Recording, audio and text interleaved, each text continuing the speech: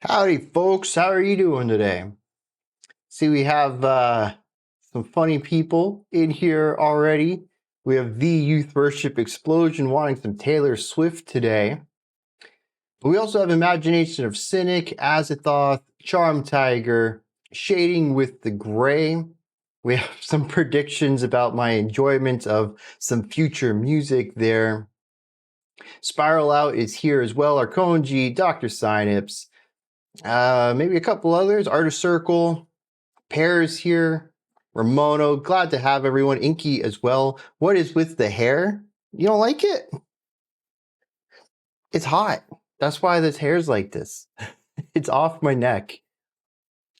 And I don't know how to do like a proper bun. I've tried many times and it just doesn't work. So I just put like this bee's nest up there and it's fine. It's cool. So I think we're all good.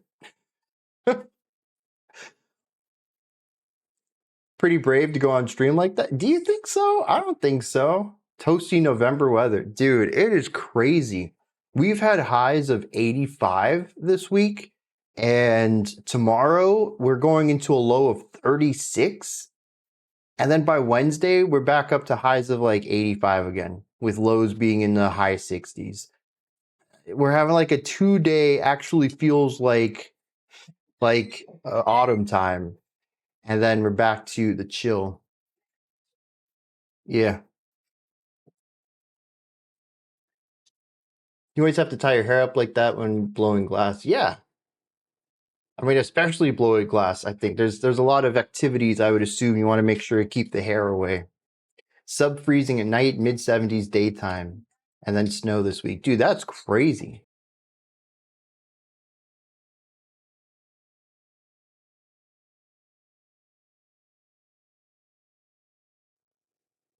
Makes you feel any better? I tried long hair in high school and it was cringe. Long hair can't be cringe. I mean, I guess it depends on what you do with it. But I guess if people looked at my high school photos, they might think they're kind of cringe too. I had big glasses, like big glasses back when the thin black frames were cool. I mean, big glasses are in style now, so I guess I was just ahead of the trend. But I wore knee-high white socks and mismatched shoes, one black and one red. Same brand, same style, just different colors. So, you know, being a bit out there with my looks, I suppose, have always been a part of me. I guess the hair is not too different then. Just me being weird, still in my adulthood. Woke up today, it was 28 and 34 now. Dang, I kind of wish, I mean, you're talking, I'm assuming Fahrenheit there. I envy that so much. I'm looking forward to Monday and Tuesday. It's going to be nice and chill, but like I said earlier, we're coming out of that quick too. Fake glasses and calf-length custom Converse. Wow. Bravery is defying what you're scared to do. Brian's just defying convention. Okay, yeah, dude, that's fair. That's fair. I've never really been too afraid of being a loud person, I suppose. Wonder how Tommy Wiseau looks with shorter hair. Dude, if somebody's got a someone wants to draw that, I'm curious now too. What was that other one I saw? You ever listen to Coil's albums? We listened to Songs to Hear in the Dark or something like that. I did a whole album review of that. Let me see if I can get a link real quick. AI can do... Yes, I suppose AI could do it. You were thinking of the hair critique. Yeah, that's fair too. It all kind of groups it. YouTube Studio, stop messing with things. There used to be a search bar across the top all the time. Now I have to click a search button and there's just empty space in the top toolbar. YouTube, man, lately. John Travolta with short hair.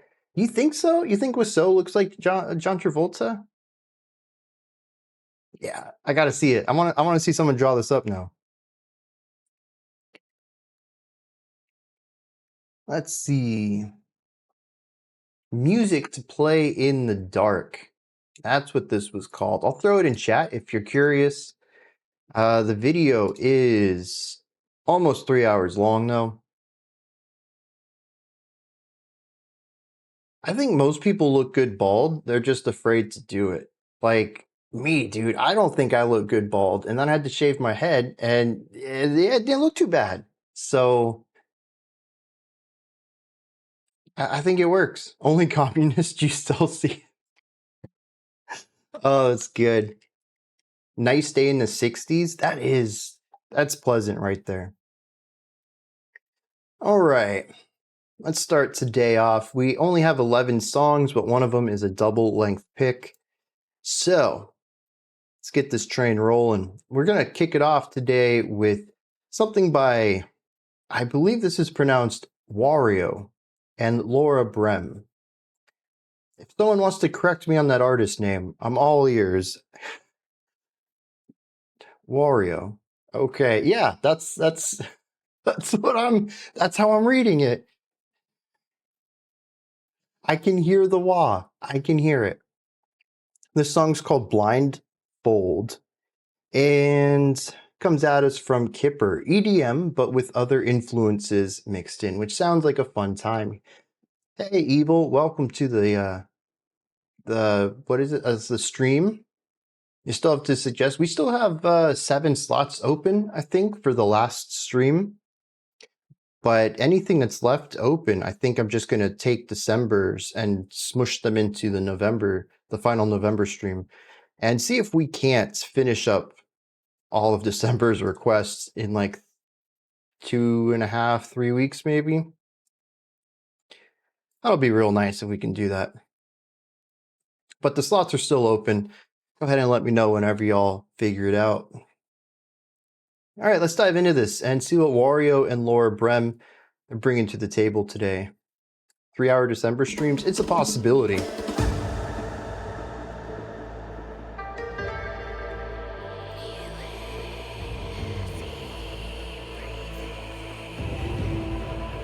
Because there's only 4 Sundays in December, and I think the last 2 is during my break.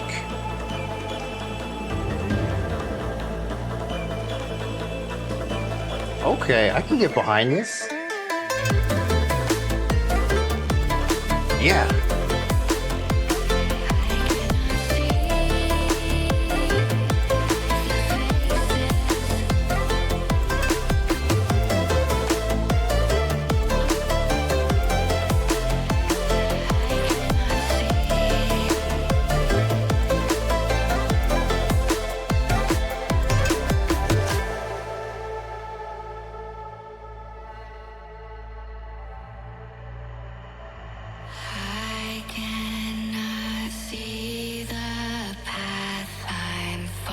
It was a little milder, yes. I was expecting some big bassiness.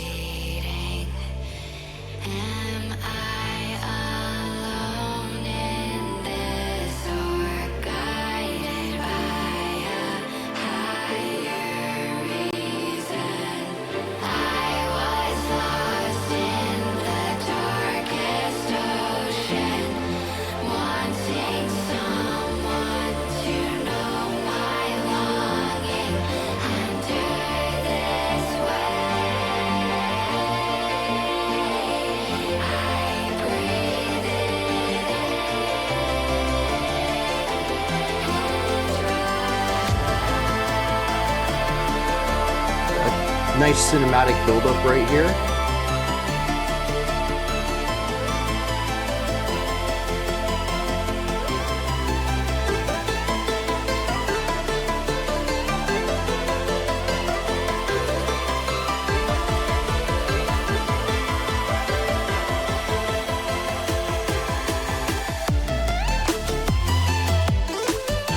Ooh.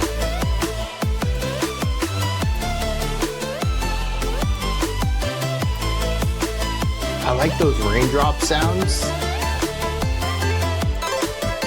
and the fast percussive melody line. I was gonna call it a guitar part, but I don't think it is.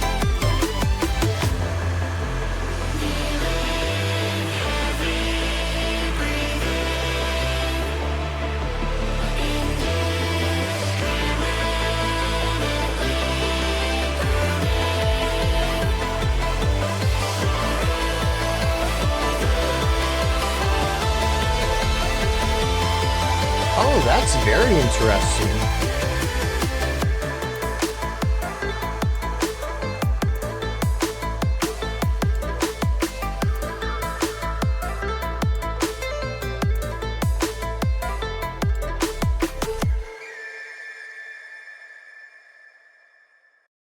So yeah, checking out No Copyright Sounds. They're a British record label that releases royalty-free electronic dance music. Very cool. Like a bunch of cool ideas packed into a local spa commercial. It's a very safe sound overall, I think, but it's a solid jam here. I enjoy the combinations of textures, I think is what really stands out to me. And as expected for EDM, it has good pacing and flow, bringing the energy down at times, ramping it up for the drops. So, oh, there is that Monster Cat connection. I will say, though, the first thing I thought of with this particular production, how crisp it was, and the particular sounds used, it does remind me of Monster Cat. One particular track in general, too, and I can't think what it's called. But I would love this in a rhythm game. I mean, throw this in some Dance Dance Revolution, and I'm going to be all over it. But as far as like intense listening, I don't know that there's breathing on. Is that? No, no, I'm thinking of one with Slushy, which I think Slushy also did the vocals for Breathing Underwater, but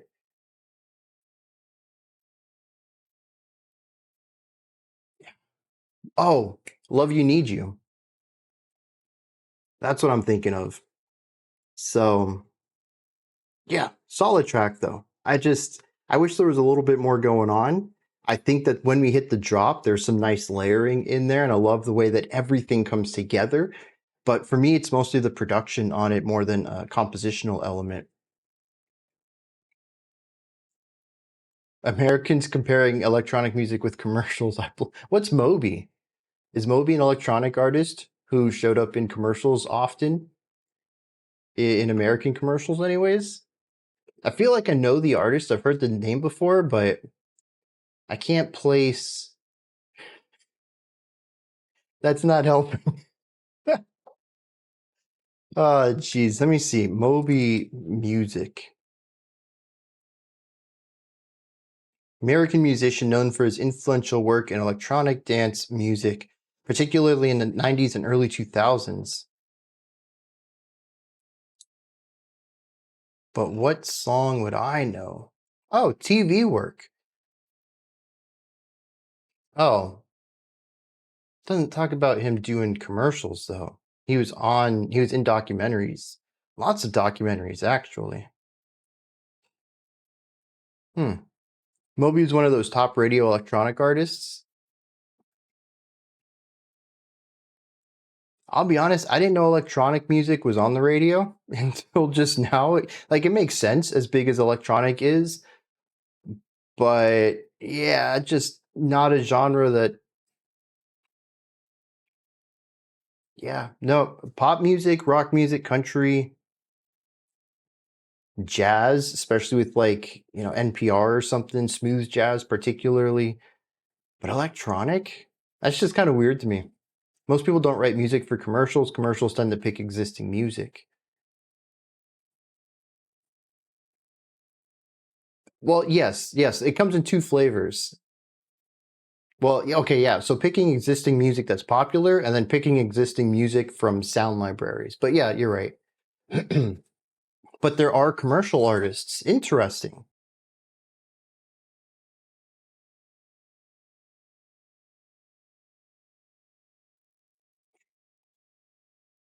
So over there, electronics played way more than rock, or at least that's the feeling you get about it. That's interesting because maybe that's more of an American thing here. Because of course we have electronic pop music, but I don't think I've ever heard like a radio station, particularly on Clearwater, which controls pretty much all the mainstream um, radio stations in America. I don't think I've heard an electronic radio station, like something that would play EDM. Favorite exclusively commercial artists. Wow. Makes sense since radios are also electronic. Ah, jeez. Azathoth, you should put some in the Discord. Like one or two songs that you really appreciate that you know from commercials. I'd be really interested in that. Or I guess music just from people known for their commercial work might be another way to do that. I'm curious about the whole process here.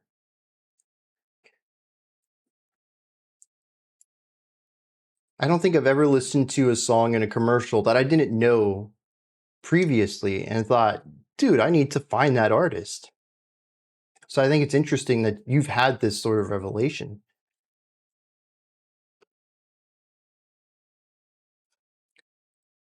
All right. Next up, we have some Chevelle, and I think this is a new one.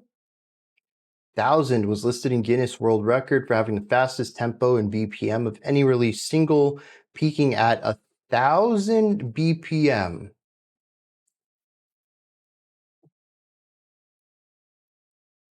I'm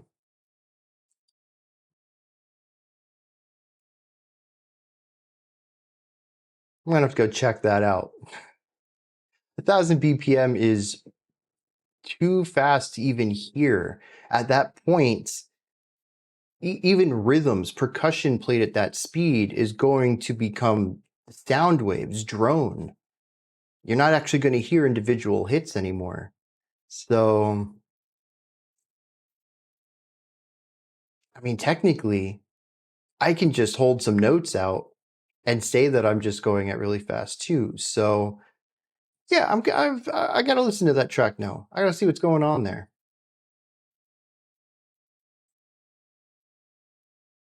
He got to the point tremolo picking where it started to sound like a sustained note. Exactly. Exactly.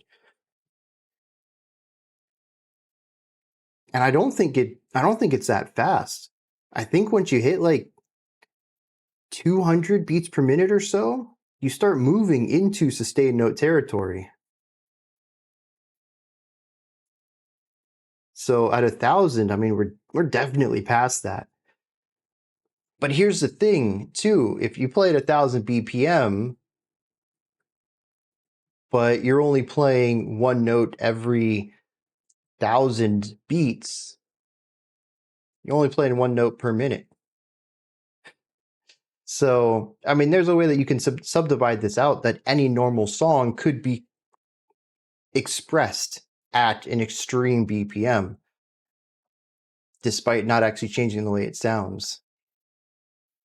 It starts normal and escalates in speed.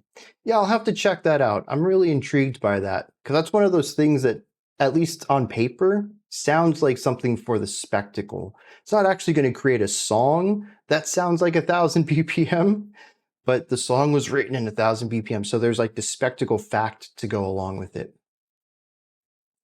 Probably just a glitch sound in the background for a moment. That's how I'm thinking about it too. Like a fraction of a second is 1000 beats per minute. If there aren't 1000 beats in your whole song, calling it 1/1000 is kind of insane. Yeah, that's fair. It's definitely not what a normal person would do because it would make music that is incredibly difficult to read. But it would technically be accurate if you wanted to express your music from that factual perspective. All right, let's get this rolling with some Chevelle. The song is a boring gimmick. I knew it was going to be you before I even saw who posted that. Now I'm really curious about it. All right, this is some Chevelle. I think this is new stuff. Nope, it is not. This video is from 4 years ago. I did know that Chevelle had a new album out though. So I still got to check that out. Ramono, these guys thrive in simplicity. Let's dive into this and see what Chevelle is bringing to the table.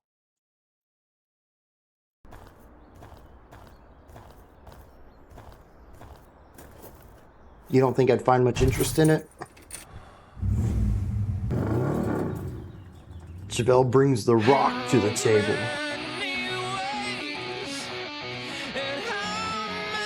Oh, the song is from 2021. Okay, cool.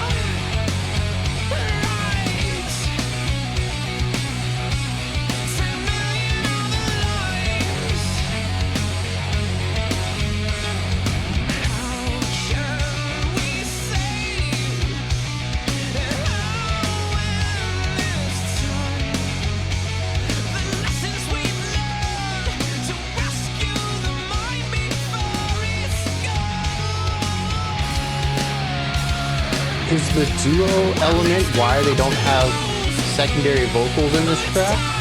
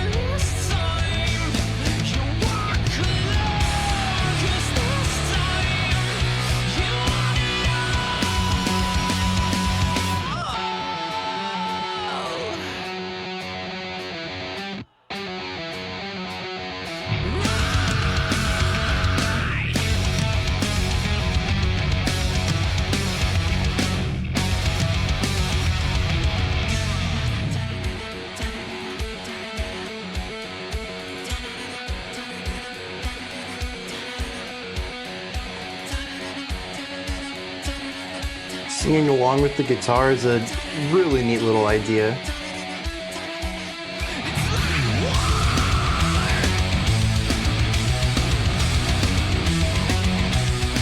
Oh, that polyrhythm in there.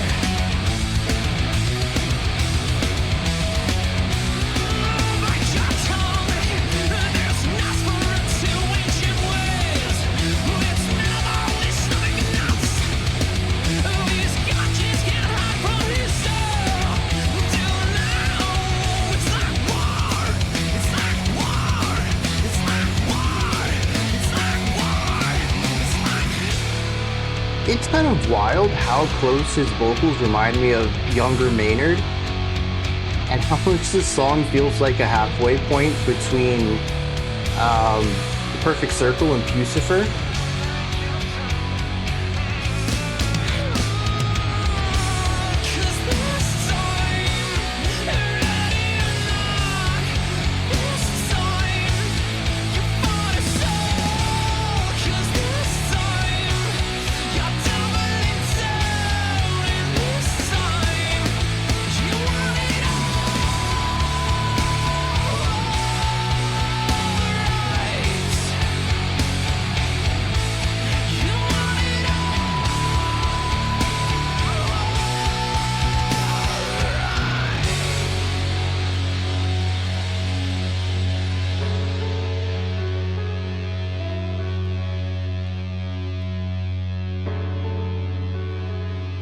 It's really good to turn your brain off and enjoy music. I think particularly because so much of the track is it's the riff, which is a cool riff, no doubt, and then chords for the chorus. And we spend so much time with those two rather simple ideas, just the drums and the riff, and then just the drums and chords. The bridge ends up being a really nice explosion out of that, especially as we bring in more of the heavy distorted guitar in here and the harsh vocals. But it takes a long time to get to that point. And I'm not going to say that my interest was waning because it is a good groove and a good beat, but you just got to have to enjoy what's going on in the moment. And I agree with that. His voice, he is a fantastic frontman for this. And I think the song would not be very interesting without the vocals here. I'm not saying that no one else could have made this interesting, but that this vocalist does elevate this. I think I do like the back third a bit more than the middle third, which kind of loses some of my attention.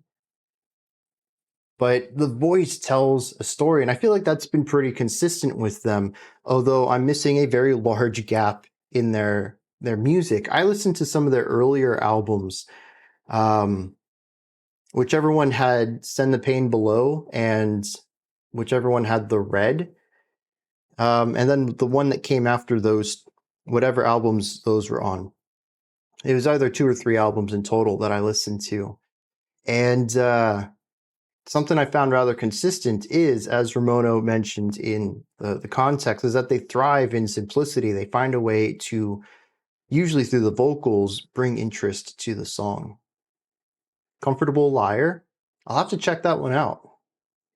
He does a lot of little things that sound cool and give it movement. Yeah, dude, he does a lot of inflection and mouth shaping to continuously have like this timbre movement while he's singing. Those are both on Wonder What's Next. So I listened to that one and then whatever came after it. Because I think when I started to dive into them, the one that came after it was their latest album. And I never listened to much else after that. But I am kind of upset that we don't have more vocal work on here. Send the Pain Below still stands as one of my favorites from them because of all of the layered vocals in there. And I'm pretty sure there's 2 people singing on that song too.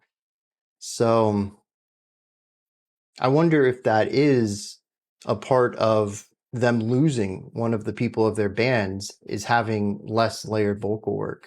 Or maybe that was something that happened gradually over the last decade. You like their sound a lot more than any of other similar bands. They're consistently great. I don't think I've heard a bad song from them. So I can agree with that. There's other alternative rock bands where I cherry pick the music I listen to from them. And this band's just really consistent. This is a good reminder though that I need to check out their new album too. Kind of see what's going on today. Although this is interesting if it's going to act as maybe a signifier of what I'll be getting into with their newer one, because I do find this to be a little bit less instrumentally dynamic than their older work that I'm more familiar with. But it's still carried well. So I think that's a good sign that the album will treat me well. Maybe it won't wind up on my favorites of the year, but I don't think I'll feel like I've wasted my time listening to it either. All right. Next up, we have some Die, or maybe the Die-E. Not sure how to go about this one. You like the new album too? That is good to hear. They had all 3 brothers. Wait, they're brothers? Spiral Out mentioned Band of Brothers, and I forgot to come back and ask what that was about. But they're brothers? I didn't know that. That's kind of cool. And it also makes losing one of the band members more interesting. I'm not going to necessarily say I want to dive into the drama of that, but I think a bunch of friends where one just goes their own way, that's normal. That happens in life. but a bunch of brothers working together and making art, and one deciding to quit. Kind of curious about what happened there. Oh, interesting.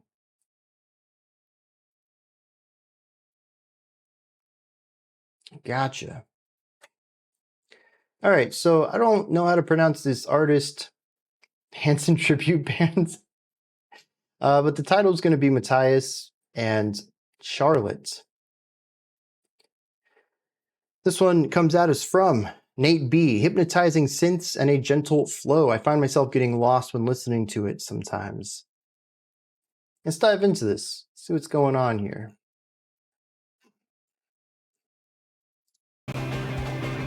Nope, that is Brave Little Toaster.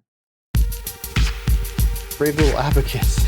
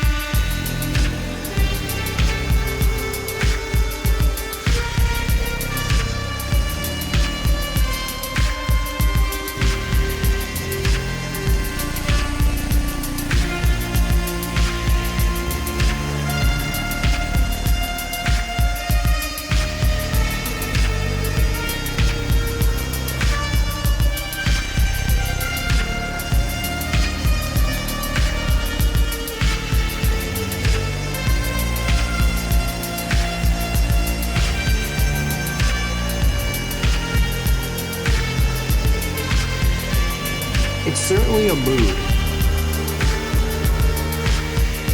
The general haziness of it, the directionality of the drums, but the slowness of the rest of, well, here we have some momentum with the melody.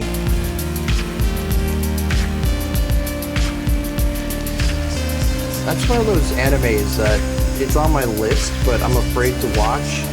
It's been hyped up so much for decades that there's no way it's going to meet my expectations.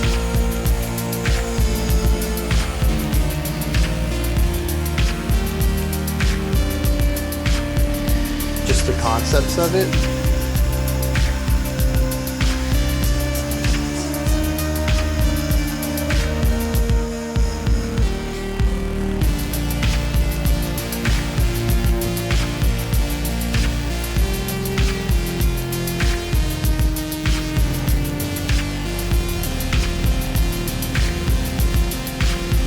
Yeah, my friend is a huge Evangelion fan, and he's given me a list of how to watch it to get the most out of it, knowing that, you know, I'm a completionist. I like to do things as fully as I can, and I want to, but I hear that it's like the best anime ever, and it gets put up on this pedestal. That's the problem with art getting hyped up. I feel like it might better be just a thing that I continue to envision as his greatness.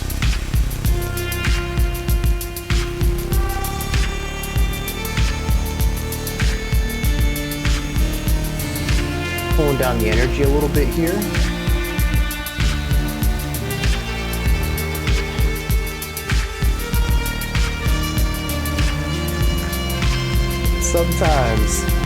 Sometimes I wonder why we let the Youth Worship Explosion have chat access. Granted, but sometimes it's a small percent, like 10%. Most of the time, it's solid commentary.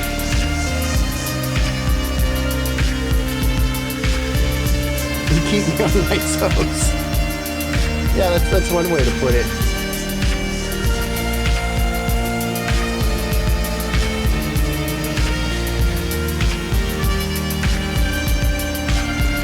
Hey, Musket, glad to have you.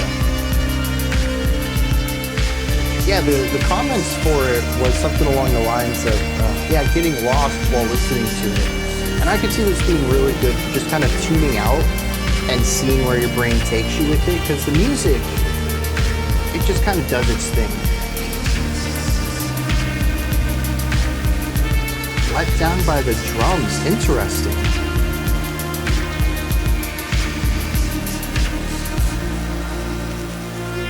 I found the drums to be pretty much on par with the rest of the music. Ooh.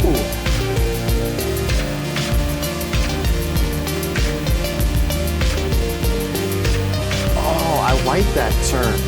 A drifting track. I'm gonna have to borrow that.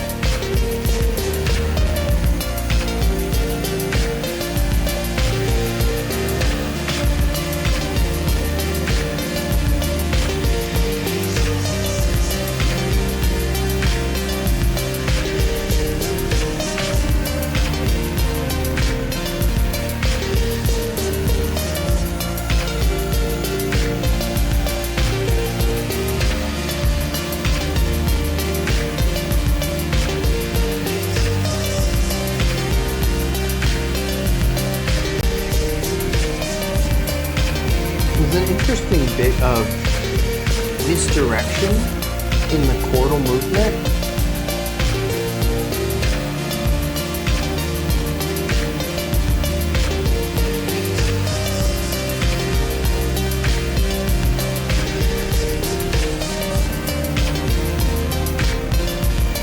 Oh, you kind of hear some C134. Is that what the artist is in this?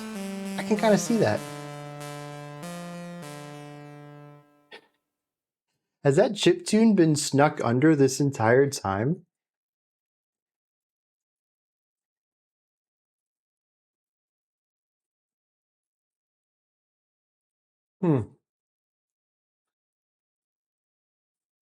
Yeah, I don't know that I really groove too much to this.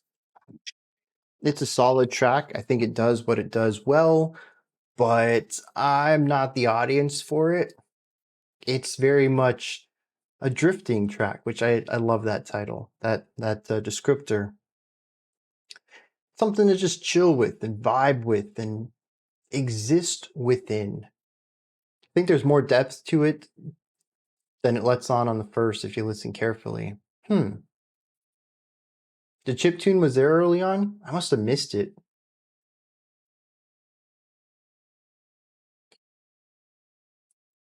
But I don't have much to add to this. I think there's a general layering element to this where we get a denser sound and then a less dense sound that gives it a little bit of momentum, but generally in the moment, it very much is about the moment. So I think it does what it does well. Doesn't really grab my attention too much, which helps it be more of a background sound, but I think it does a great job of doing that without being boring. I think a lot of background music or music to drift to or zone out to can sometimes be too static, not move enough. And I think this does an interesting job of walking that fine line down the middle where there is movement to it. It isn't boring to listen to, but it is something that kind of tries to hide from your active mind. Interesting little track in that regard. All right. Our brains naturally only hear 3 or 4 sounds actively. There's a trick to hiding layers where you move them at the same time. Yep.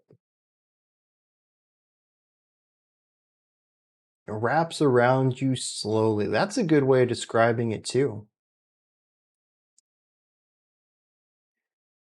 All right. I don't know how to pronounce this next one. The track is called Infernum, though. And is that painted? I don't know. I don't.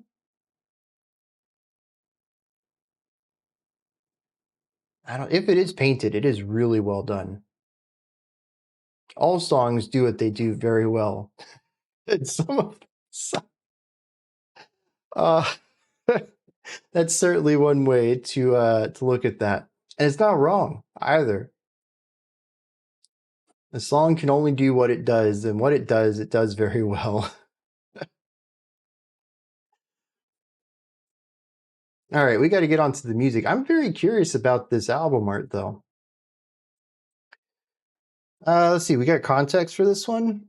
From Nessa version 2, I'll share a bit from an art project artist I recently stumbled across, which I find quite interesting. Difficult to pinpoint her sound with only one track. And this one definitely represents the harder aspects of her sounds. Might do a part 2 of this suggestion next month just to give more context to the width of her sounds.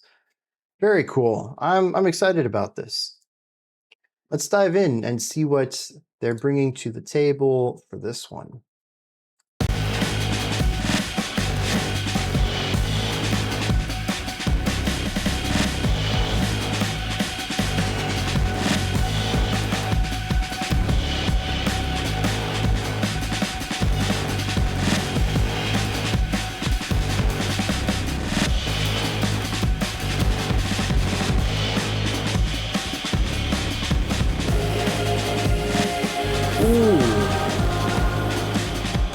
That vocal stack.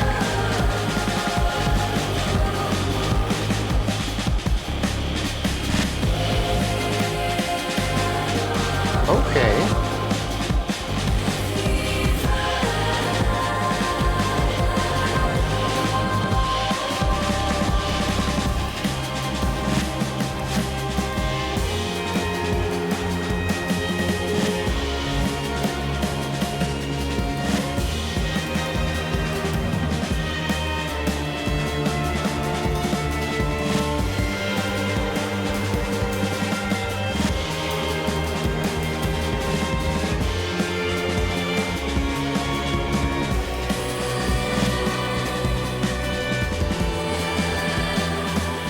Those have to be real strings. The glitched vocals, too.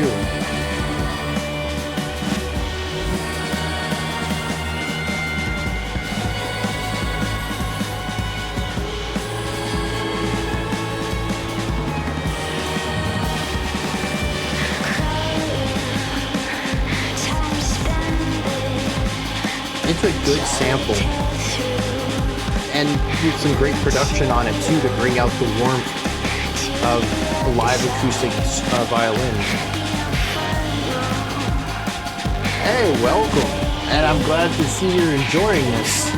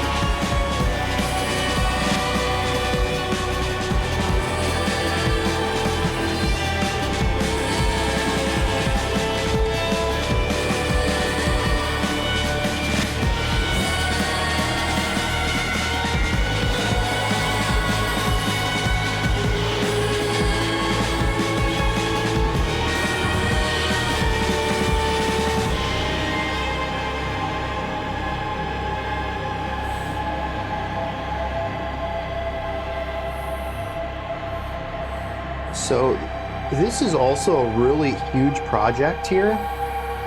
I went to see when this album came out, and it's a 2024 album, but it's made up of 4 EPs that she put together in 2024.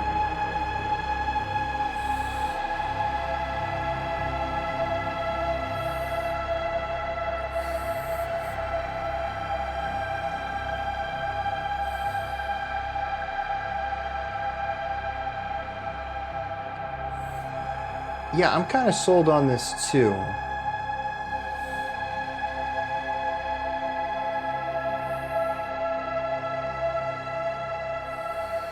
And I see this as something that's going to grab a lot of people's attention because it's a little bit of a lot of stuff. There's very dramatic layering in here, but there's also strong production. There is the heavy drum and bass percussive stuff going on. It also has poppy vocals in it, but it's dark and ominous like metal can be. And I think sonically it's going to appeal to a very wide range of people and act as a bridge artist into some of these other styles, because it is a really diverse group of influences here. I'm kind of sold on this. I hope the rest of the album is as good as this.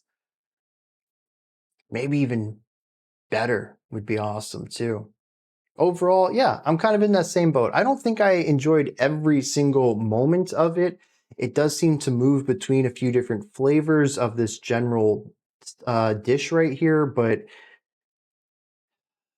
it is consistently interesting, even for the parts that aren't something I would want to listen to. It is a combination of sounds that can't really say I've heard too much of, and it piques my interest. Interesting in a good way. Yeah, better would be better. I'm so good with words. Nice atmosphere, 100%. And I think it's what helped ties a lot of this together. That and the general rhythmic element, the drum and bass stuff is consistent throughout the whole song. Yeah, and eclectic, 100%. The production is a huge point for me. This is so crisp. I love all of the spaciousness in it. The vocal stack at the beginning was wonderfully eerie. Just so many cool little details going on in this track. Peter Miles did all of the instruments and production. You didn't like the drums here either. It took me a second to get into them, particularly because I think the timbre doesn't match. It feels a little too close to an acoustic metal drum kit. It has a bit of aggressive bite to it that I think kind of works, but I don't know. I thought maybe if we had something closer to an electronic drum kit sound, it might have melded better, but it's also such an eclectic sound overall that, like I said, I just kind of adapted to the drum sound choice. And I'll agree with that too, Arkonji. I'm mostly here for the production, the harmonies, the textures. I love the string and vocal work on this. That's what really grabs me through most of it. And the percussive stuff doesn't turn me away. I didn't dislike it, but it wasn't necessarily what I was enjoying it for. The vibe, exactly. Yep. And the drums, I mean, yeah, there's a lot of movement to them, where musically it's kind of static. It's a lot about holding out chords. But I think that contrast, that clashing, brings something out in the song that it wouldn't have had if the drums were a bit gentler in their rhythmic approach. The lyrics are disappointing. Did you go look, or is that just a joke? Because there's a lot of songs that I've really liked the sonic component. Then the lyrics are, they're there.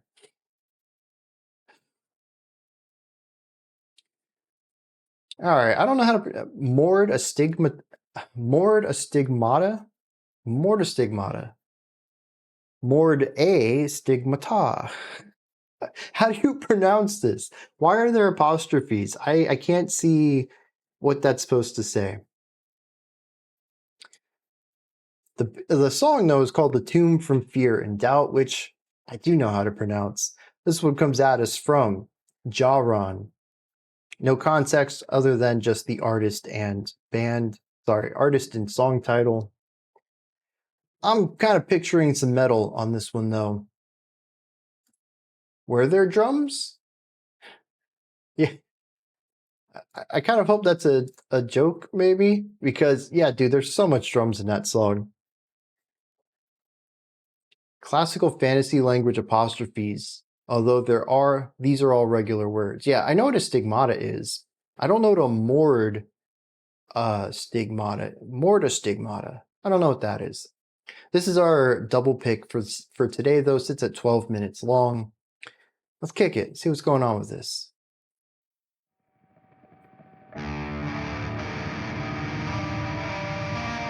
This is black metal, right?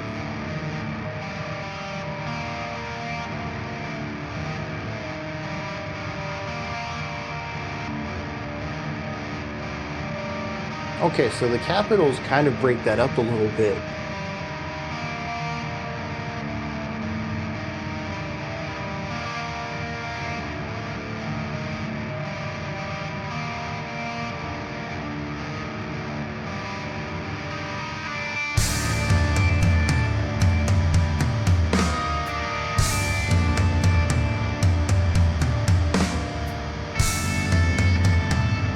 Okay. I mean, we could be moving into a doom element too. Gotta get the bell. Get up back to that top part of that ride symbol. There's something about the chordal usage, the chordal selection, and this one guitar tone over here though that screams black metal.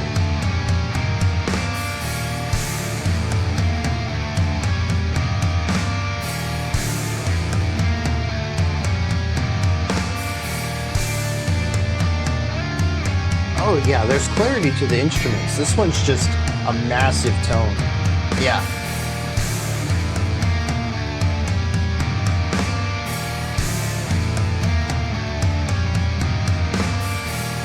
I'd be down for experimental.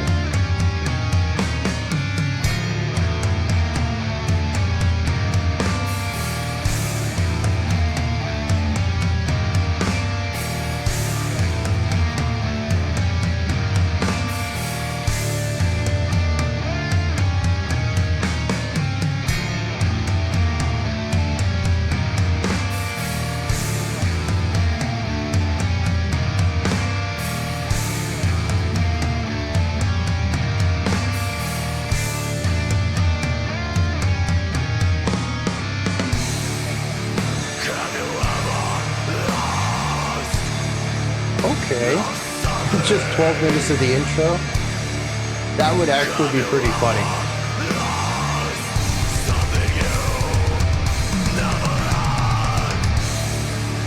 So this is Doom right here, right? Maybe Death Doom?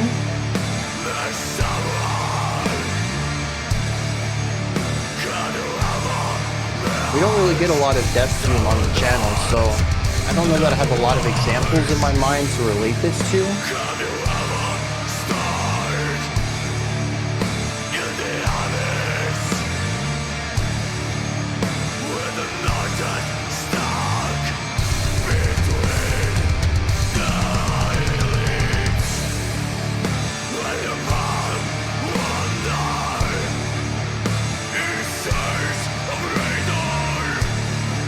Okay, yeah. Greater Music has this listed as black metal with a subgenre of post-metal.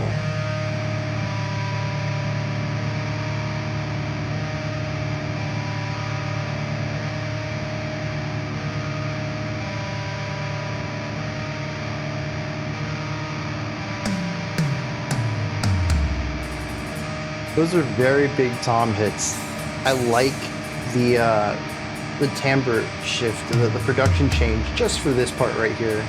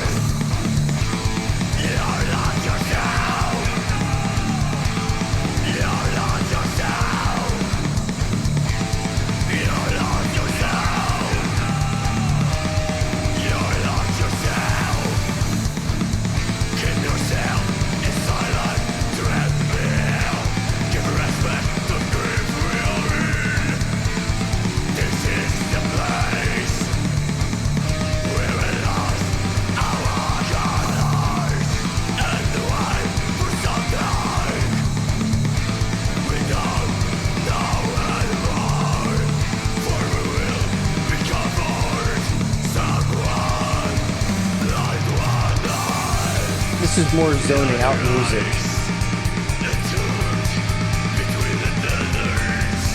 Ooh.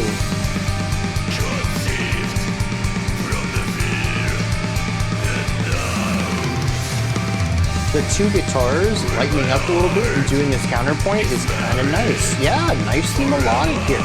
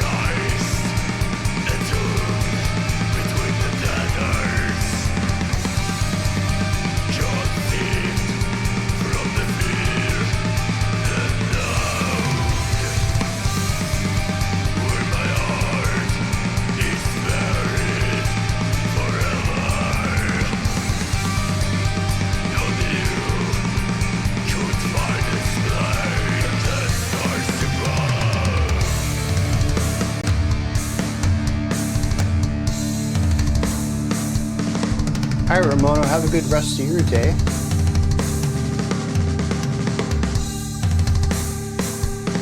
Okay, that's a fun thing.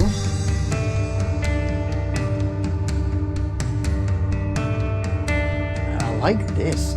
This song does a lot of interesting things with the atmosphere.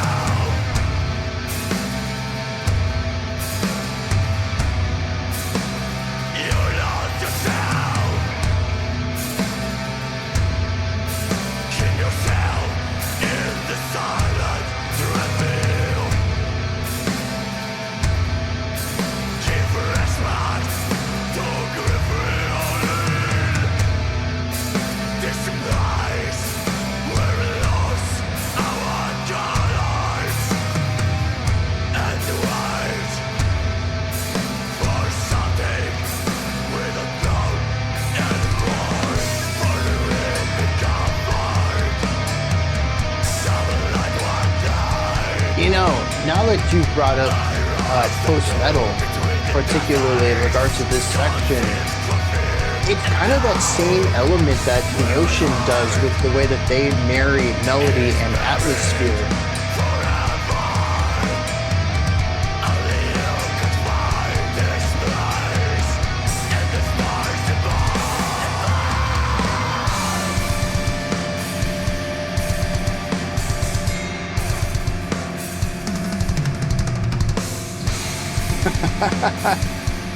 Well, I'm glad you found that answer to what the band name means. Or maybe in this case, the non-answer of what the band name means.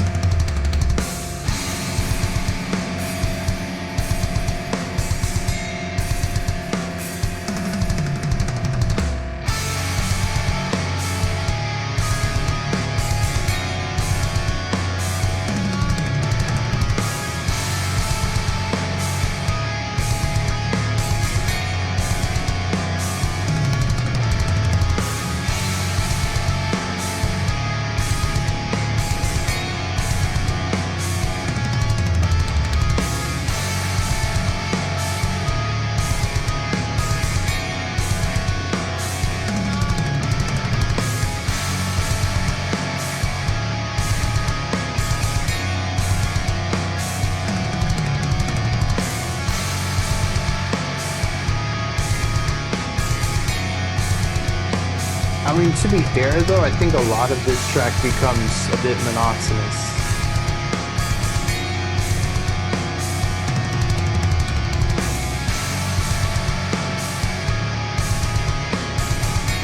The vocals do stand out a bit as there's almost no variety to them, but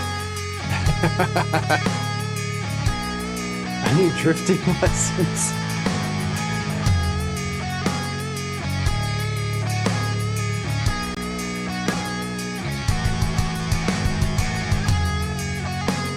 I could see this interestingly be a good nighttime driving song though.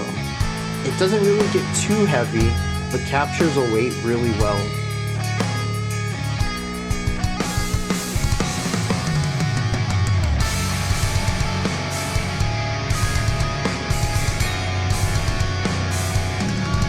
Black metal lullaby?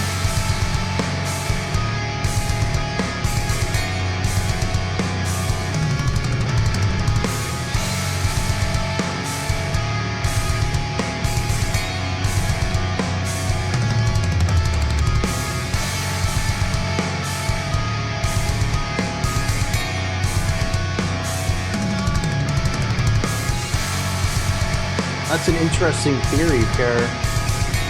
I can see that progression. I don't think I know enough about first and second wave black metal, but third wave seemed to really run with that no melody thing.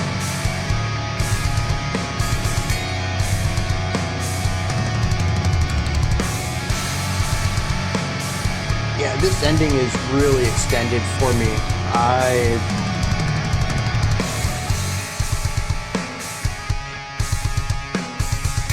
Yeah, this song could have been a couple minutes shorter, I think.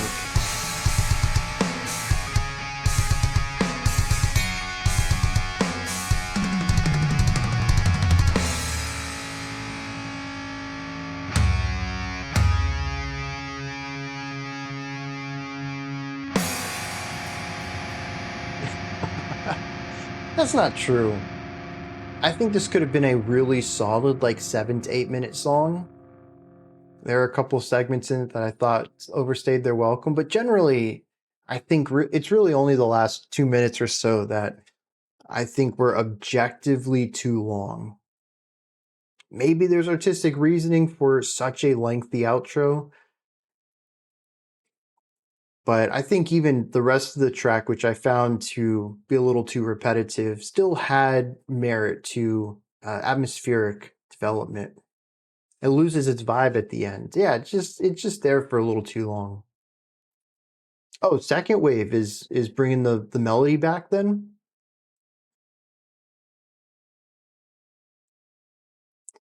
I think I like elements of this track. There's some melodic sections that I thought worked really well. The first time that the guitars split and really did something interesting with counterpoint stood out to me as a highlight of it. The vocals, as I think Ramono mentioned, fits really well with this. It's not my favorite type of harshes, but it does fit the mood and atmosphere, particularly the guitar tones. The bass has a lot of presence in here and has some cool lines. I can get behind that. But I think what is the star for me is the drummer. While I do wish there was a little bit more flourish to the drum work as far as repeating elements goes, I think that each individual drum part is pretty neat, and we see some dexterity and melodic drumming styles in here that I don't typically associate with black metal. There's also general clarity to this song production-wise, and I think that it generally works. Not something I think I'm going to return to, but I didn't necessarily want to turn it off at any point either, at least not up until the very long outro. Second wave was the original non-melodic. Interesting. For some reason, I thought first wave was non-melodic. So, getting a little bit of a history lesson here. Hey, it is going fantastic. I'm having a good Sunday. We got some good music, and I'm already having a blast chatting. We've had some cool conversation. How is your Sunday going, though? First wave is really not well defined at all, which makes sense too, as there were multiple, if I remember this correctly, multiple groups all sort of making that blackened sound without really committing to any larger idea of what black metal was, which is pretty common for the birth of a lot of genres. It takes years and multiple waves, as they'll eventually be grouped up into, to hone down and define a sound.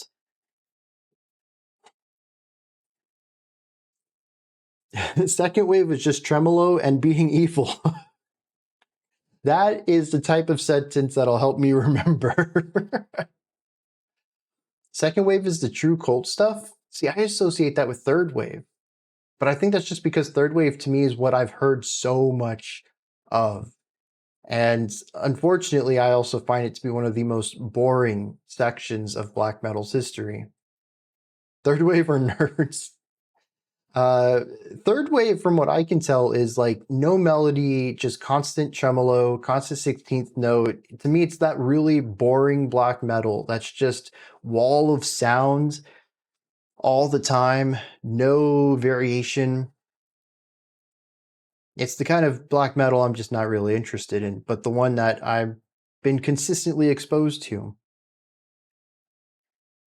One thing, though, that I think third wave does really well is atmosphere, though. And a lot of third wave black metal bands that I've listened to, and maybe this is just because I've been exposed to more of them, so I hear this more often than some of the other parts of black metal, is classical influence in the dyads, the harmonic elements of the music. Just for metal submissions, I will listen to anything. In fact, we've had some avant-garde electronic today. We've had some black metal. We listened to some hard rock. It's been all over the place.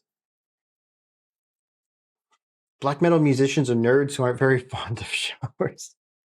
You could probably say the same thing about a lot of metal people. I think as far as stereotypes go, what genres have made it to seventh wave?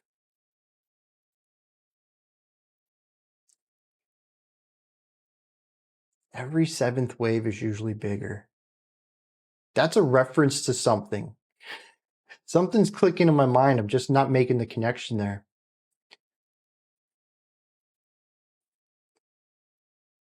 Daughters. I think I've listened to a track from Daughters. Oh, I've listened to, oh yeah, just one. Satan in the Wait. When was that? That's an old thumbnail too. 2021. That was a long time ago.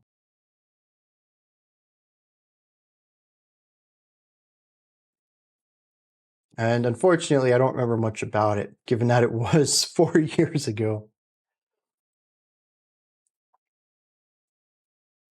Oh, that's an ocean thing. A sea reference. Unfortunately, I'm landlocked.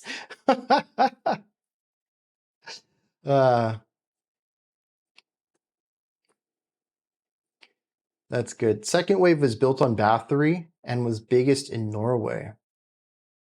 That's interesting too, because I think I've begun to see more stateside black metal and also Asian black metal as we get further into it. But like the origins of black metal, first wave, most of second wave, is very European and very Eastern European too.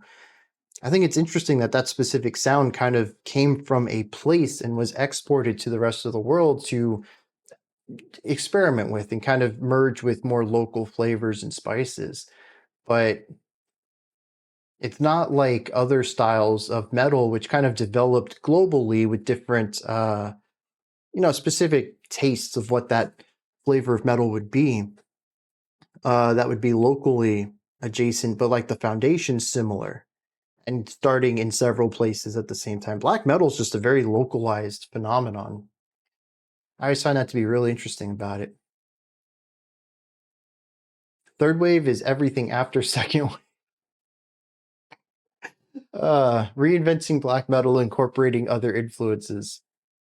Elbow Juice, glad to have you. And it's your first stream. That's exciting. Sweden had other second wave bands that got pretty big as well.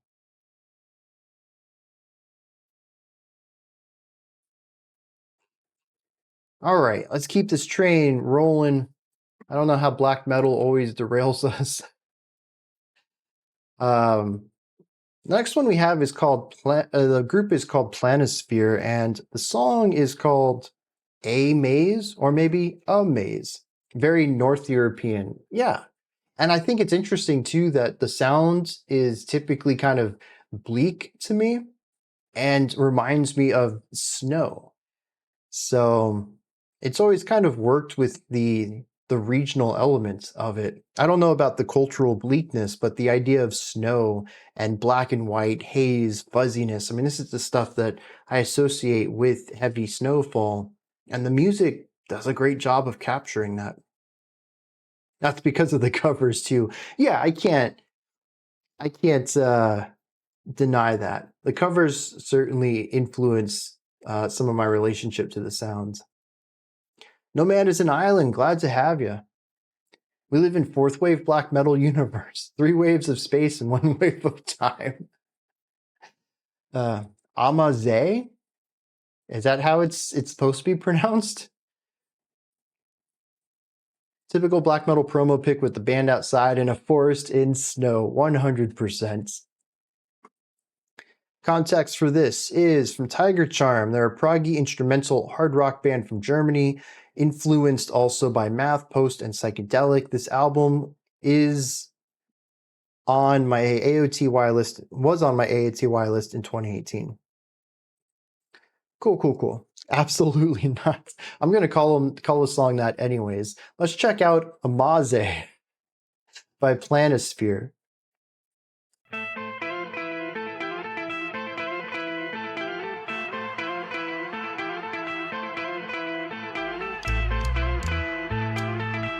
I'm already on board with this.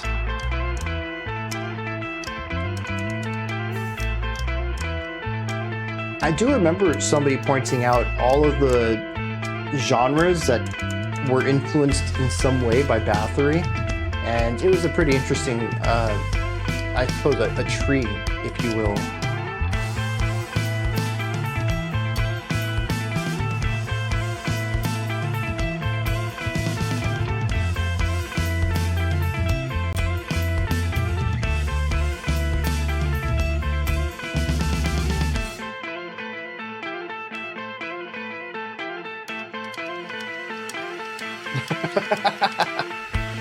Waiting for the foresters to save them.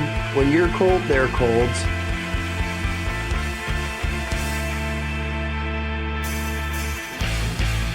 I don't know. Someone solved the maze.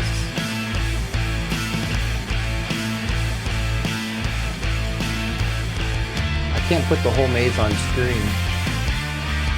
There are 2 exits to the maze, though.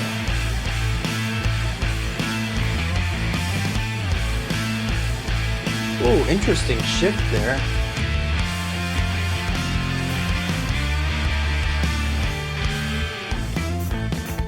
Oh, yes, the maze is solvable.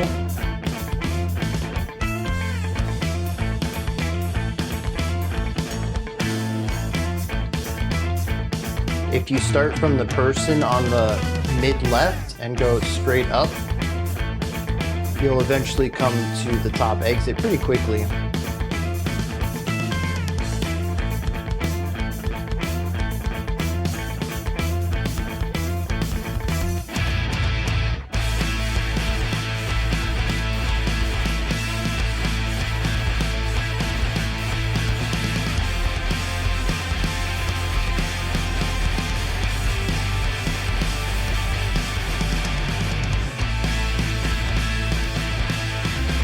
Yeah, tons of groove on this.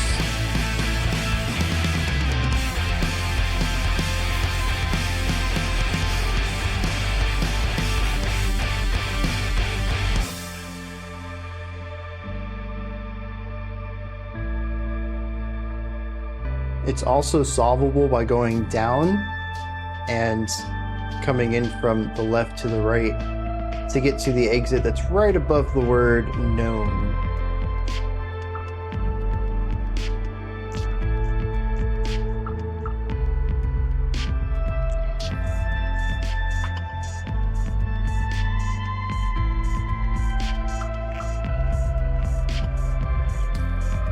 I do like that kind of art though, with the gradient color shift and the hidden pinwheel in the maze. I mean, it's not too hidden, it's those sharp lines definitely contrast the right angles.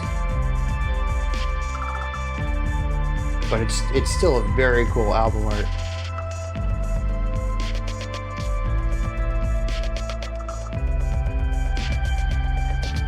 Pretty cool electronic element here, the contrast with the mathier grooves at the beginning.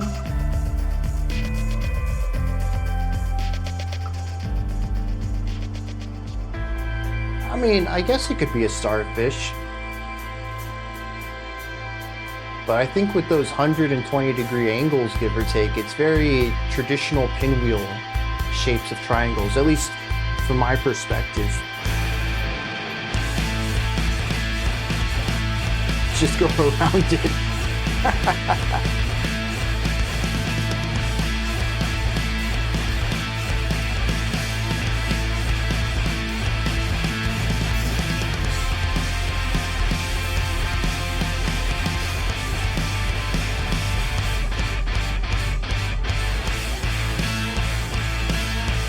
Oh, dude. So the polyrhythm into the new tempo.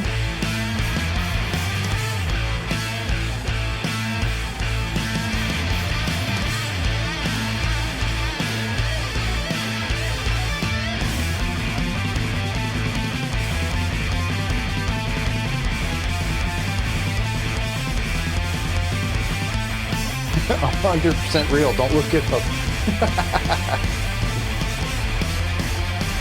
That's a fun 16th note picked idea right there.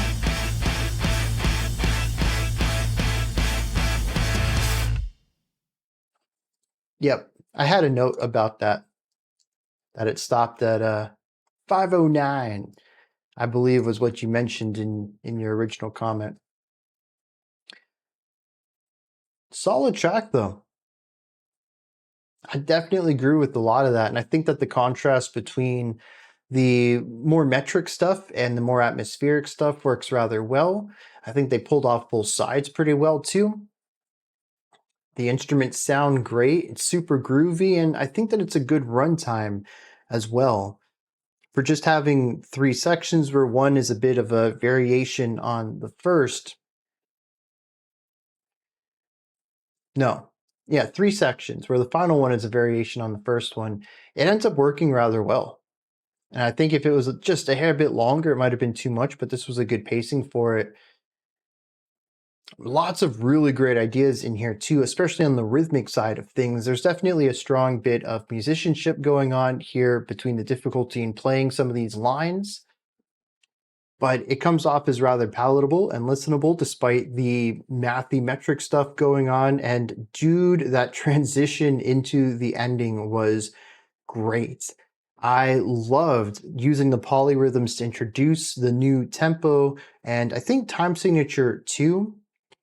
I think we shift to a 3/4 in the end, and it just felt so smooth and natural, and it was entirely satisfying. Just great. I don't know if I would want to listen to a full album, but I definitely want to listen to more than one song, which puts me in a weird position. But it seems like something that I might start the album and maybe get halfway through it and really enjoy what I listen to while definitely having my fill of it. But they have a great what do you call it? Like a great compass for digestibly complex. And I think they walk that line very well. All right, next up we have some Glowbug, and y'all look at this album art. This is fantastic. I can just barely read the band logo, but it's such a cute little cat here. So I don't know what to think of this yet. The album tells me gnarly metal, and the logo does, and the album tells me I'm gonna have a blast. And I don't know, unironically, you think I'm gonna like it. Okay. This one comes at us from Azathoth. No context on it. Let's just dive straight in. See what's going on with the track Undo.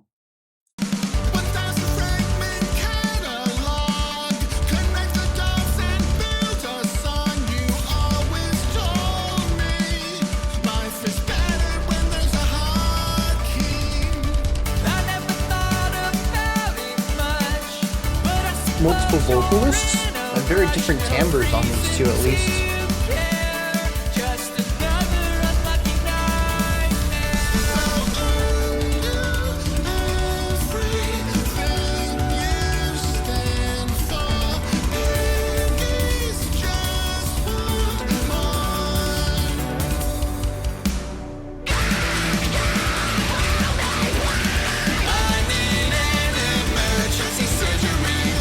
Oh my jeez, I was not expecting those vocals.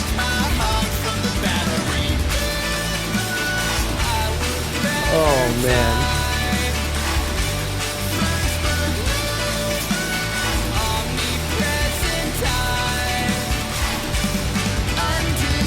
That's the cat coming in. I'm gonna have to dig more into this.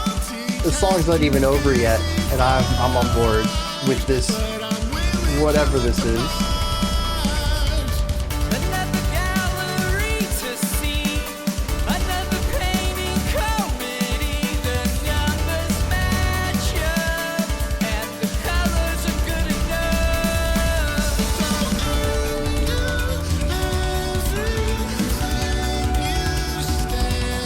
The synth.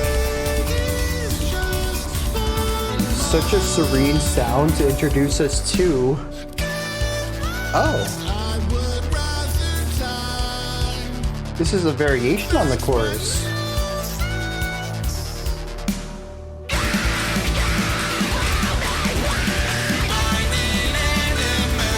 Oh, it wasn't. Was that the pre-chorus?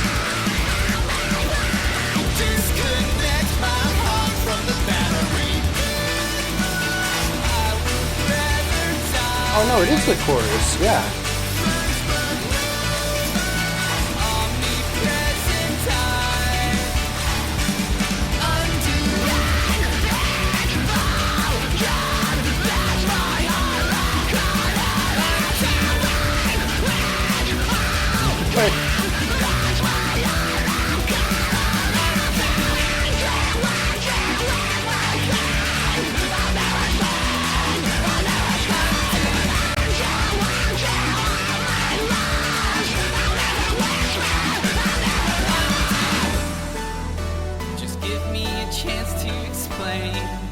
Untangle my heart from my brain. My fuel tank is living on E. I want to undo everything. Just give me a chance to explain.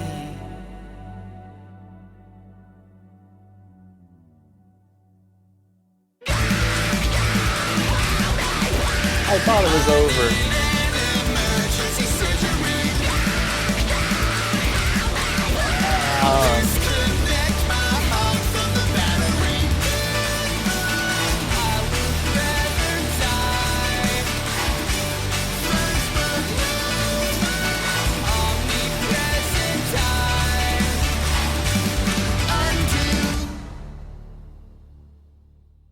When did that cat appear on the image? The cat was always there, dude.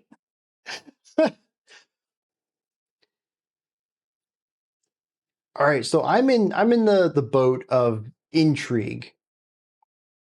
I kind of agree that I didn't hate it, but I don't know if I'd come back to it. It is novel, but none of the sounds feel like they should fit together. The synth, the toy piano, the drum work, the screams, the guitars, they all feel very disconnected sonically. But I think part of that is the charm to it. It's why I want to dig into more. It's so eclectic, but eclectically post-hardcore. And it might be one of those albums I only listened to once. I'm glad I do. I never returned to it. But I feel like I need to finish it. I need to explore everything that's going on here because it's so bonkers. It's a bizarre combination of timbres, and it kind of works. It's all variable. The harshest aren't even in every song. He has albums of EDM stuff. One's like tropical stuff, does a lot of ballads. I'm intrigued. I think that's the most accurate word I have for this, is that I want to know more, but I don't know if I'll enjoy more. But that's not going to stop me from digging in. What a wild track. And are there multiple vocalists on this? Yeah, there's no personnel list on the page. But I swear those two clean vocals sound very distinct. Lots of timbral differences there. But if it is his personal side project, I'd imagine it would say featured in the title track, or in the title of the track. Second vocalist did the chorus response. Oh, okay. He does the harsh though. Wow. That's a gnarly harsh too. I mean, it's high pitched. Dang. Now we have some milkypossum here, which is an album or an artist name for sure. No context from Terranekla. Let's just dive straight into this then. See what's going on. I'm expecting some electronic music. You could return whenever you feel like having a gnarly blast. That's, yeah. In a age ruled by nostalgia, could you blame me for stagnating? Why would I move forward when I can create my very own digital utopia? I was going to say, based on the opening synths, I'm going to like the instrumental choice here. That is obviously not the shade. That is a silhouette of the Iron Giant with headphones on.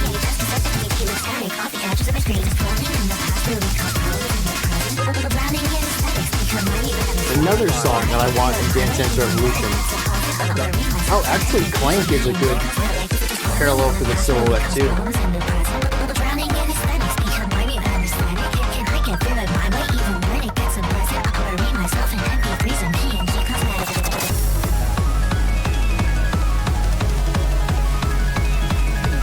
Got that 4 on the floor, keeping that energy going. The piano line's nice too. Constant arpeggiation to create a dramatic sweep.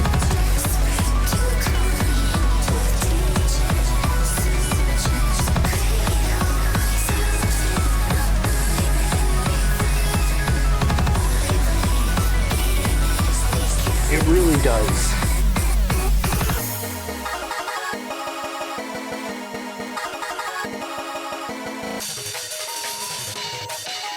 Oh, we've got some more breakbeat stuff. Usually we don't even have one in a stream. Now we have 2.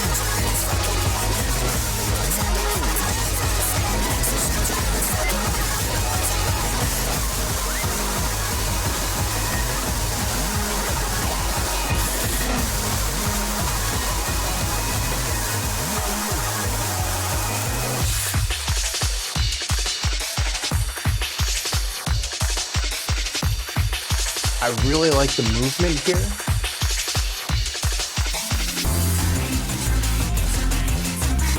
A little loungy piano coming in after all of that energy.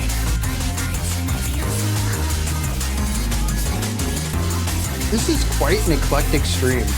Not just all of these different sounds being played back to back as we jump from metal to electronic, but also each of these songs are a little eclectic as well, combining interesting genres and styles.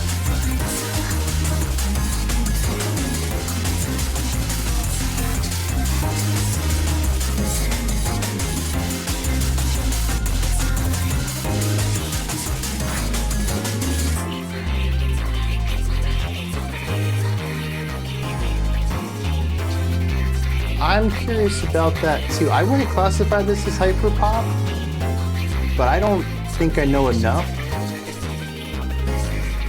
to have confidence in that statement.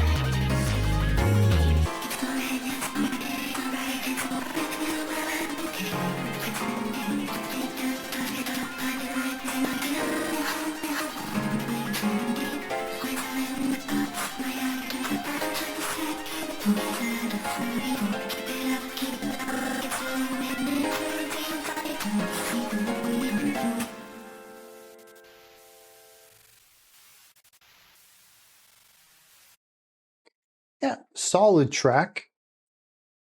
An interesting collection of ideas. As Azathoth stated, there's breakcore elements, particularly I think in the percussive work, that keeps the song driving forward with a brisk pace, but trance chords and at times even loungy chords that to me brings the energy down, and they're in constant clash as the rhythm section wants the song to push forward into the future, and most of the harmonic elements are really chill and laid back, and they're just kind of cool where we are, man. Why are you rushing?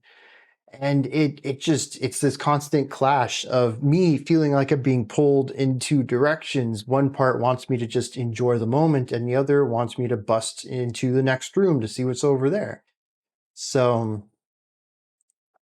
it's an interesting concept that I think kind of works. And I think a lot of that comes down to the production on this, which is a bit muted and rounded and softened, which helps even the more aggressive rhythmic things still have a relaxed nature to them. And that's what kind of ties it all together. But it is really jarring when we go from breakbeat stuff into a random jazz lounge piano part. So trance or trance chords? Trance chords, I believe. I have a really soft C, I suppose, on that. I make silly songs and compose for video games. Yeah, I mean that checks out, given that and the general sound of this. We need to check them out again. We haven't listened to them for quite some time. When was the last time we listened to them? Oh, I must have spelled that wrong. So we've done 2 of them, with the last one being about 14 months ago. Oh, yeah, that's the group with the super long titles that I can't ever fit into the video titles or even the thumbnails. Oh, geez, I remember that group now. They put a lot of stuff in their music, just like they put a lot of words in their titles. Yeah, I'd love to get back to listen to a third one from them. They're fun, exhausting, but fun. I can see the parallel here. This is like a tamer version of that.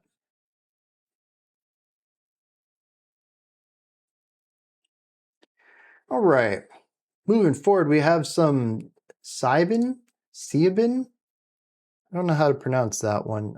Haven't been able to pronounce a lot of ones today. The title, though, is Crumbs. I got that one, don't worry.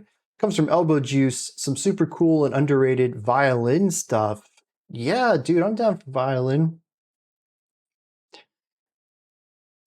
All right, we're calling it Sieben. Oh, it's German for 7. All right. Let's see how this is pronounced then. Sieben. Oh, it is Sieben. I thought Azathoth was playing with me again. Like with Amaze. We need... I feel like Twitch needs color coding. Not something that's pushed onto chat if they don't want to use it, but a way to color your chat if you'd like to emphasize that you are being sarcastic or joking or serious. And maybe color coding isn't the best way to go about it. Maybe you could do a specific letter or number or symbol even at the beginning to designate. But it'd be really cool if it was built in rather than something the community made. Like another /s for like sarcasm. Yeah, exactly. Perchance a tag such as this. Called emojis. Yeah. Emojis could help too, but they're also more... I think what I'm trying to get away from is something local and trying to figure out something a bit more global. Something built into the software. A very clear designation, not something that would change from click to click or community to community. Do you ever listen to Hunting for Your Dream by Galnerius? I don't think I've listened to anything from Galnerius.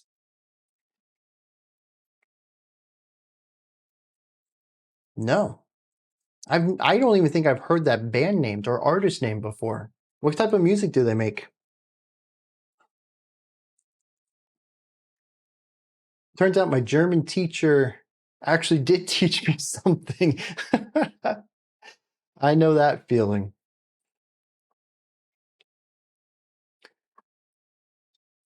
All right. Can't roll your R's? I can. I grew up in a Spanish area, though. Rolling my R's was something I learned way early. I mean, we didn't have... Obviously, you know, middle school, high school, you got to take a language. Actually, I don't think I took a language in middle school. It's required now, though. My kid had to take a language for middle school. But I took Spanish in elementary school. And it wasn't a course, though. It was an extracurricular thing. I went to school like 15 minutes early to learn Spanish. And I really think a lot of it is because it's a Spanish neighborhood here. I'm a super minority. There's very few white people around here. And I picked up a lot of Spanish just listening to it. And I'd come home like, dude, that thing they did with their tongue was cool. And I would just practice that. I'm like, 6 years old. Like, I got to make this sound too. It sounds cool. So I learned how to roll my R's pretty early. How do I request a song? All right, so all song requests are handled through Patreon. You can join at the critic or higher tier. I'm still accepting requests for September. No, what is this month? November? And if that sounds interesting to you, you can go ahead and check that out here. And there is a post in there. It should be near to the top. Yep, 5th post from the top is November live stream schedule. And you can just add a comment on that with your selection, and I'll add it to the schedule. I know all the Spanish swears. I know a lot of Spanish swears, and I picked that up in middle school from hanging out with Spanish folk. Although it would be more Latin American, though. I don't know how much crossover there is with like Spain Spanish, but I picked up a lot of Puerto Rican and Dominican swears, there's a lot of overlap there. So, but yeah, like that's high school right there, man. That's what everyone wants to share.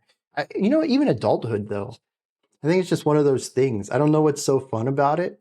It's like, hey, you're trying to learn English? You want to know the swear words? It's just like the thing you do. That's how I learned French. Yeah. I'm not accepting any songs now. No. Not for this stream, at least. Every stream, the songs are pre-selected from Patreon. So on occasion, I will do live requests, but it's not the norm, not the standard. Yeah, exactly. Sometimes there are open requests. All right. Give us some Spanish swears. I don't swear in English on the channel. You want me to swear in another language? Sacre bleu. Is that a swear, or is that just an exclamation? Like, by the beard of Zeus. Just something you say when something exciting happens or you're caught off guard. My pronunciation was terrible, wasn't it? My favorite swear word? I don't think I have one. To me, they're tools. I don't know that I have a favorite tool. I just have the right tool for the job. So, I mean, it'd be like asking me what my favorite part of the trumpet is, or my favorite piece of a computer. They all serve their purpose when they're needed. Someone who knows how to request add Hunting for Your Dream. Spanish swears week theme. The F word is just punctuation at work. I was gonna say I know people who are like that, but I certainly used it as what would you call it? A word that spaces out a sentence instead of using dead air. You would have like an or an I believe there's a phrase for those types of words. And yeah, dude, when I was in high school, yeah, all the time. That just it spaced out my sentences for me. And punctuation and just heavy overuse, which is probably why I've become a bit more adverse to it as I've gotten older.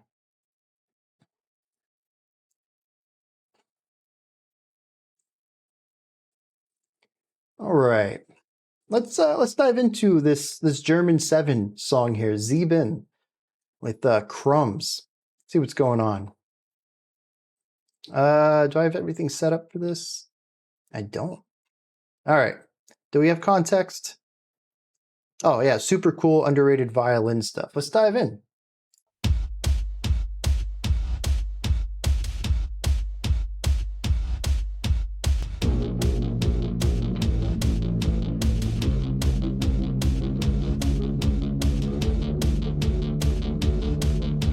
Let the prep boys play.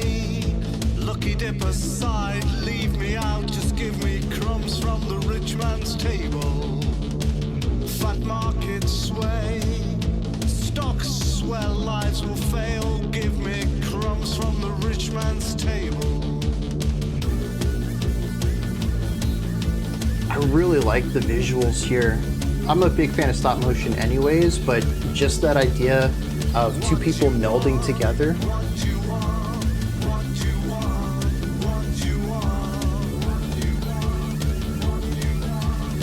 Is that the violin?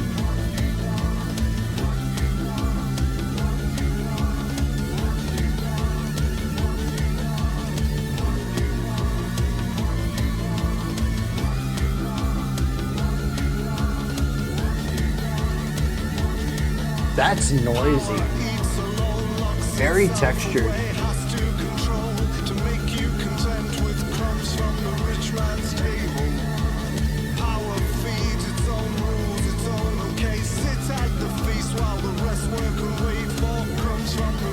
Can't say toilet when in need, but use the F word in every second sentence. I don't know how generally that description fits, but around here in the South, yeah, 100%. 3 times per second is a lot more accurate, yeah.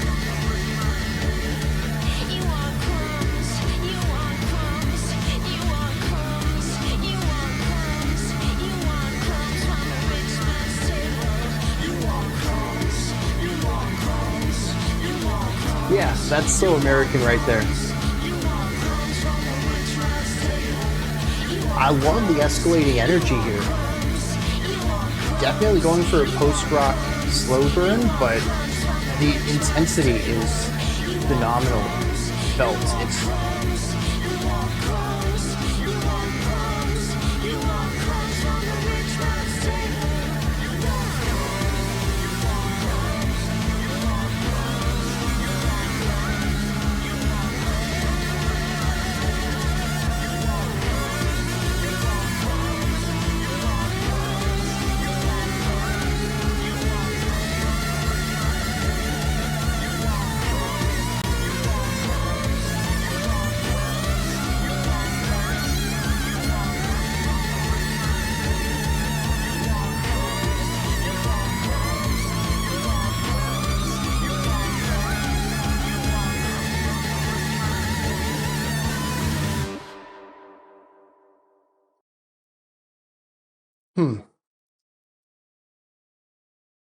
the intensity of it, I believe, is quite palpable, but I don't know that I enjoyed the musicality of it.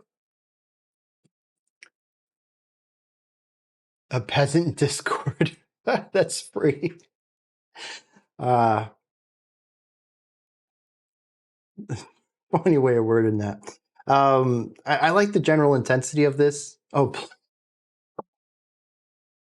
that's even better.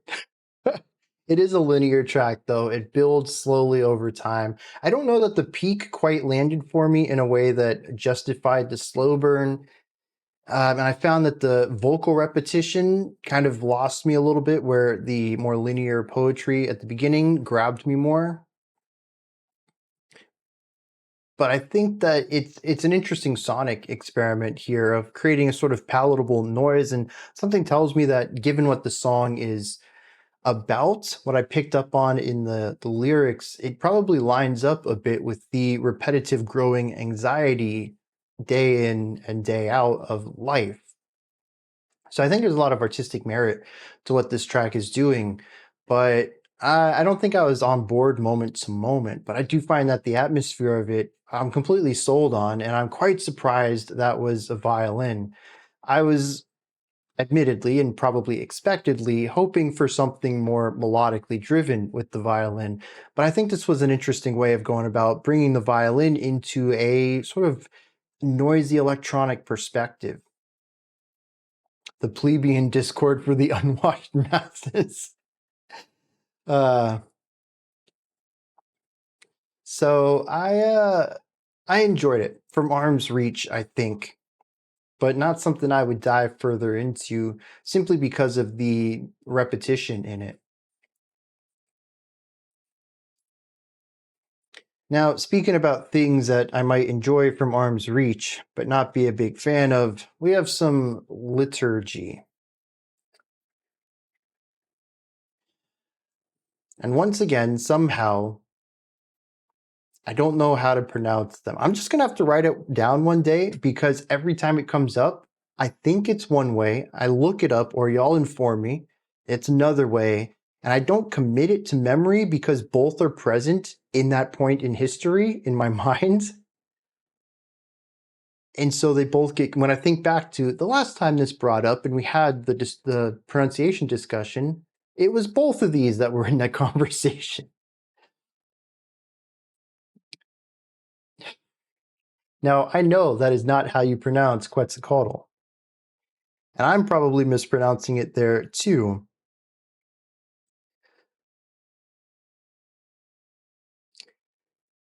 But we have some, when did this come out? 10 years ago. Okay, so this is going to be more on the blackened side, less on the glitchy side, more of their traditional sounds, I believe. Coming from No Man is an Island without context. Oh, it'll be different. Okay. Quetzalcoatl? That's just me when I'm having a bad day and I need a good old pretzel to help me feel better or something. Oh, technically it's pronounced with a double L like in Welsh. Huh. I've never known that. I've always figured my mispronunciation was with the first couple of syllables, not with the TL sound. But to be completely fair, I think I've only ever heard Americans say the name, and primarily in pop culture, not with people who are learned within, what is this, Mayan culture? Is that where this comes from? The sound is impossible to describe online. That's fair. I have a tough enough time with more traditional sounds.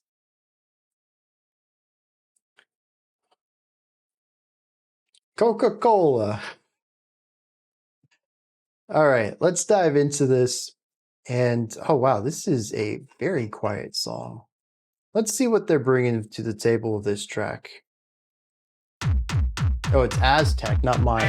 Yeah, that sounds more correct.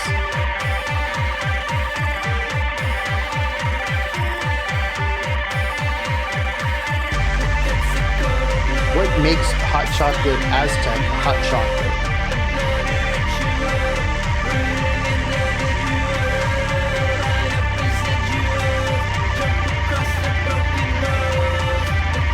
It's almost electronic here. Especially with the 4-on-the-floor bass kick.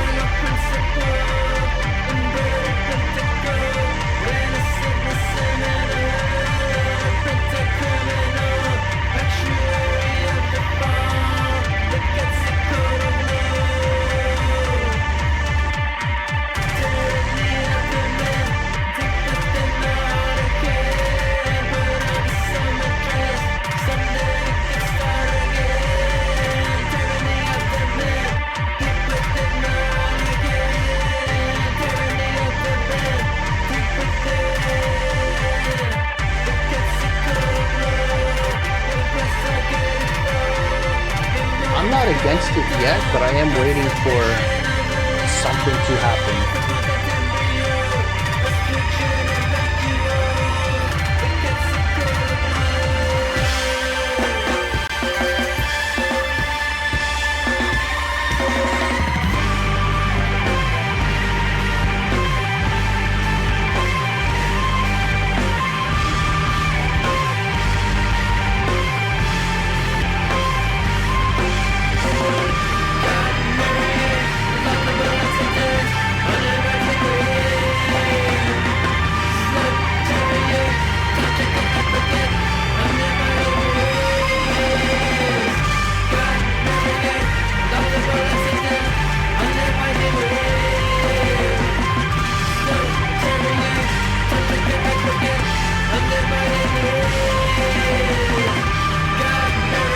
I like the chords, but I'm not too big of the 16th note picking that creates some sharp textures during the note changes, the pitch changes.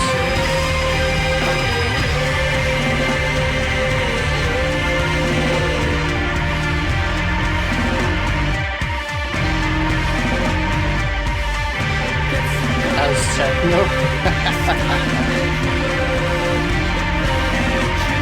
I'm on board with the vocals though.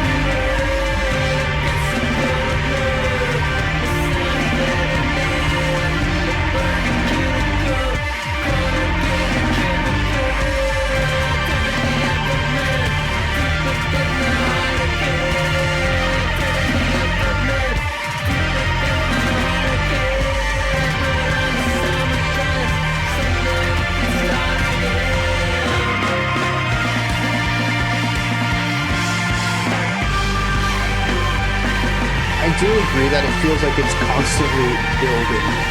Even a section like this, which ramped the intensity up a little bit, still feels like it's building towards something.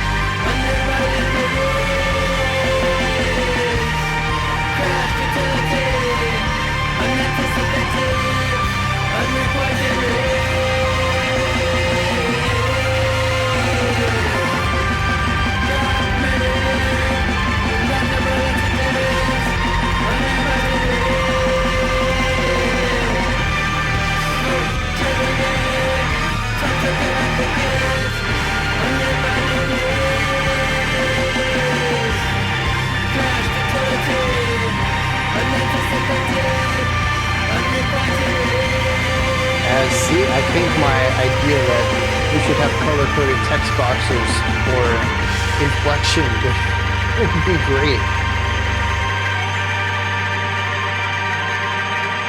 But no, what I find is interesting is that it's certainly more melodic than the black metal shrieks that I know the band for. But a lot of that song kind of features the same thing. You know, black metal shrieks, it's one sound all the way through the entire song. And here we have a clean vocal representation of that. There seems to be two main notes. There's the general note and then the going up, da da da da da da da da da da da da. There's that one inflection pitch that shifts away from the pedal tone. But other than that, it is a consistent sound throughout, just like the shrieks are in their more typical sound in a lot of black metal. It is a way of creating something mildly melodic without actually adding melody, despite having and using clean vocals, which are usually attributed to melodic displays of movement. I find it to be very interesting.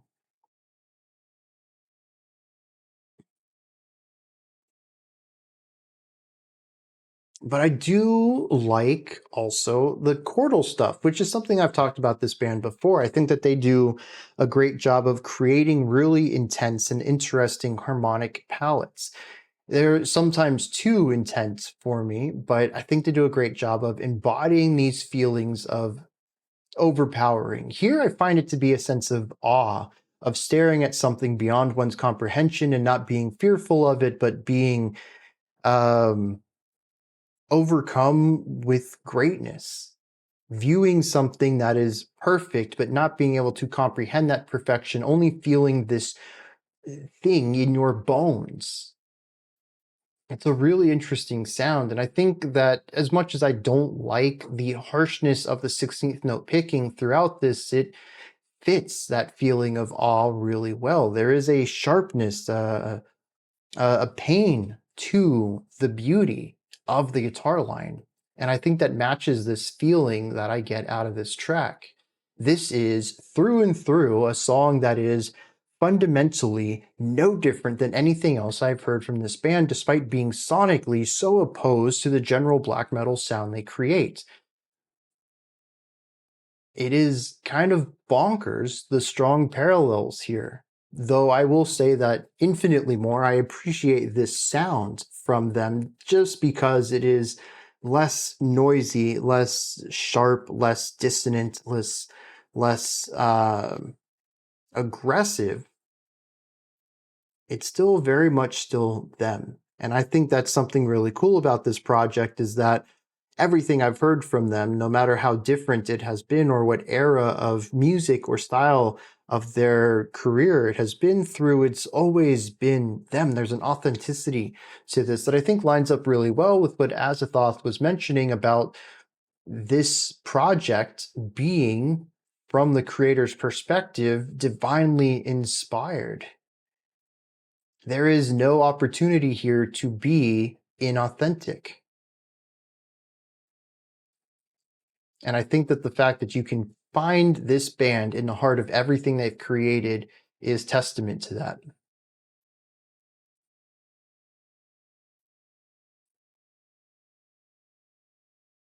Interesting stuff. And I think if I was going to dive into another of their albums, this might be it. Because Hack was wild. Did we listen to Hack? I know we listened to the title track.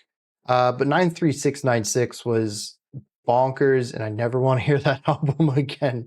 But Artwork, I think I could sit through.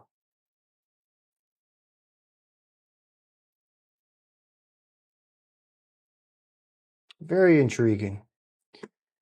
We're going to wrap up with some good old Jethro Tull here. This one comes at us from Pear, I believe. The song's called Acres Wild. My November pick is another one from Jethro Tull, less complex than the last one, yet progressive in its arrangement and instrumental layering, a great display of their folkier side. Let's dive into this. See what old Jethro Tull is going to do to help us wrap up today's stream. Oh, folk right off the bat. The artwork as a whole is like that except for one song. Some songs are farther removed from the black metal stuff though.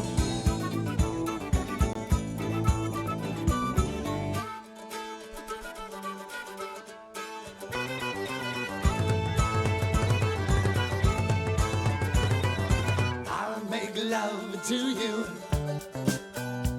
in all good places.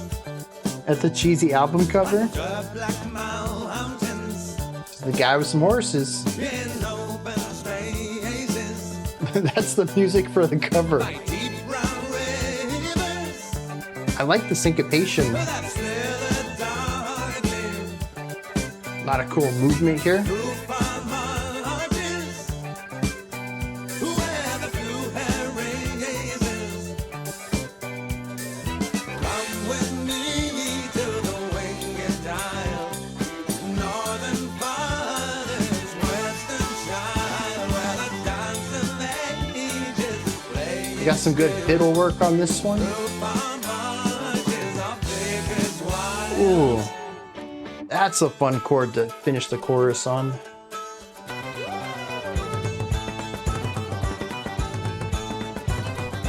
I'll make love to you. Nice little bit of flute there. In narrow Playing exactly what the violins did, so we had texture layering. with shuttered windows and crumbling don't remember the organ on the first time through. Come with me to the weary town. Disco silent, thunder time. The light from rooftops scatters soft. He's genuinely a countryman. Is our baker's wild.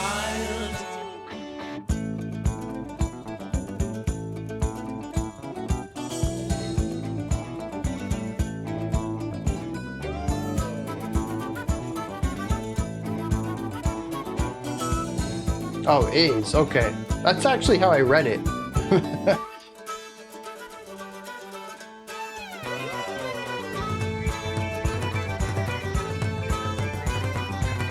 By red bricks pointed with cement fingers, flanking deadly, Very cool. sagging shoulders. Come with me to the winged isle, northern fathers, western shine, where the dance of angels. I like that little burst of energy here in the chorus. Through far marches of Baker's Wild.